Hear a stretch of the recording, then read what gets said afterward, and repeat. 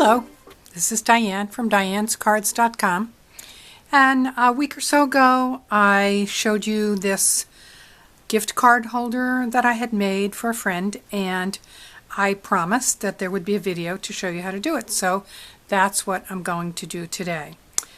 I'm actually going to make a holiday one. So the gift card holder I'm going to make today is a more holiday one, has a little reindeer on it. Same idea though. So we're going to start out with a piece of cardstock that's 4 inches by 6 1/4. And then you're going to score it, and I'll have all these measurements on my blog. 1/4 inch on each side. So we're going to use just the scoring blade, and 1/4 inch is just that first mark right here. So we're just going to score there, and then I just turn it.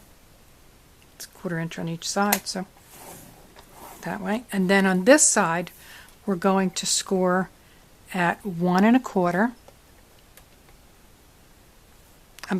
I'm sorry, 1 1/2. I knew that wasn't right. 1 1/2 and 1 3/4. That's the top flap and the little part that folds over. Then we're going to move down to 4 inches, and then move it 1/4 inch and score there. So that's really all the scoring we need to do. And going to fold our score lines.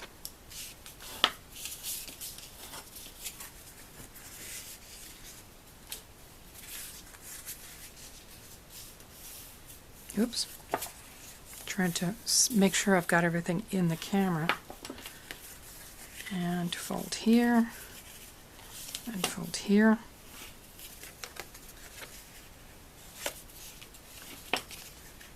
So you can see how this is coming together. Now, I like to decorate it before I put it together. I forgot one thing. This is the top flap. It's a little bit shorter. And what you're going to do is cut off this rectangle and then the tiny little square there. I'm going to cut off that piece on both sides because you just don't need it when it folds over. So we've got that, and then we're going to get rid of this little square here.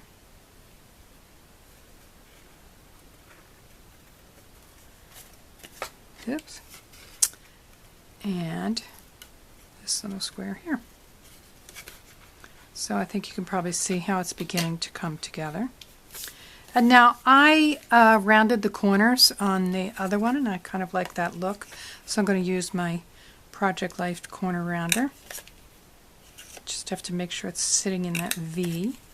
And I'm also going to do the same. You have 2 pieces of designer paper. This one is 1 3/4 by 3 1/4, and this is also 3 1/4 by 1 1/4. So I'm going to take the smaller one and round those just the bottom ones. You could certainly do it whichever way you want. And that will get adhered to this. I'm going to use Fast Fuse. Probably don't need it for this part, but I like it. Just have to remember at the end, ooh, that is sticky. I'm going to give it a good check off. Now remember, this is the top, and this part's coming up, so we want it this orientation. So sometimes you think, well, maybe I should have it going the other way. No, you don't need to. Now, of course, I'm doubting myself. No, that's right. So, all right. Now you have a couple of choices for adhesion on the side. But what you want to remember is you want these flaps to go over these so that it's a little neater look. So you want to do the inside of these flaps. And I'm going to show you, you can use our tear and tape. And I usually do tear it because I don't like to get my scissors all yucky. or you can use the fast fuse. And if you use the acrylic mat, you don't have to worry about it coming up, getting stuck. So you want to make sure this little piece is flat on this edge.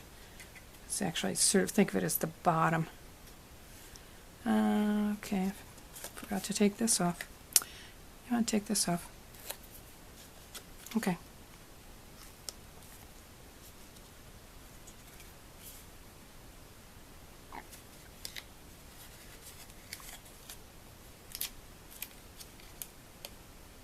Okay, so now we have our box.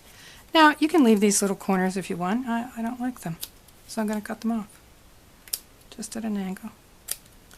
So now the actual box is done. Cute, hmm? Now, I have to tell you that I played around with the belly band, measuring it and everything, and actually it's easier just to do it this way. Just wrap it around. See, because this tends to go down a little bit.